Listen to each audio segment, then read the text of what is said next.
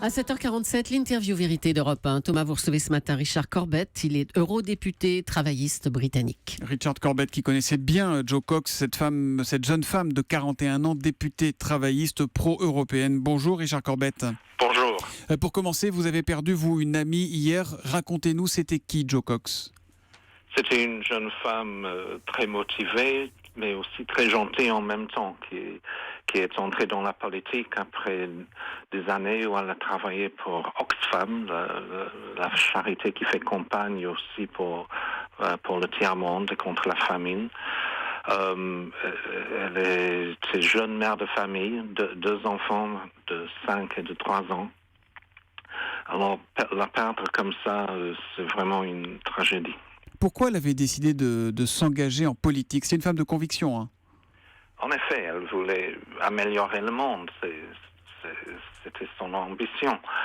Et elle travaillait surtout sur des questions de développement, mais aussi le développement du tiers-monde, etc. Mais aussi pour la justice sociale à la maison, en Angleterre. Elle était très engagée dans la campagne pour que la Grande-Bretagne reste dans l'Union européenne. Est-ce qu'elle a été tuée ? Est-ce que Jo Cox est morte pour ses convictions pro-européennes ? Nous ne le savons pas encore, ce n'est pas encore confirmé, mais il y a un témoin qui était sur place qui dit que le tueur a crié Britain first, donc la Grande-Bretagne d'abord.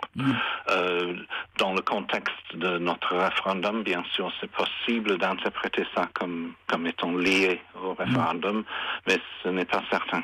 Vous parlez d'un contexte, on parle beaucoup d'un climat général. On a beaucoup dit que la campagne sur ce référendum était très tendue depuis quelques jours. C'est quelque chose que vous avez vécu, que vous confirmez ?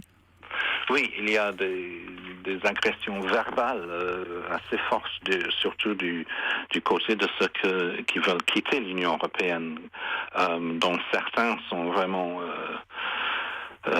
des extrémistes, disons. Mais jusqu'à maintenant, c'était des agressions verbales qui n'ont pas débouché sur des agressions physiques.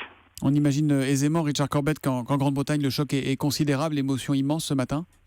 Oui, et toutes les campagnes politiques, pour ou contre d'ailleurs le maintien de la Grande-Bretagne dans le Royaume-Uni, elles sont suspendues pour la journée.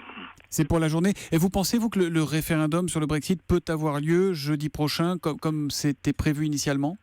Oui, je pense qu'elle aura lieu. C'est très difficile de changer de toute façon.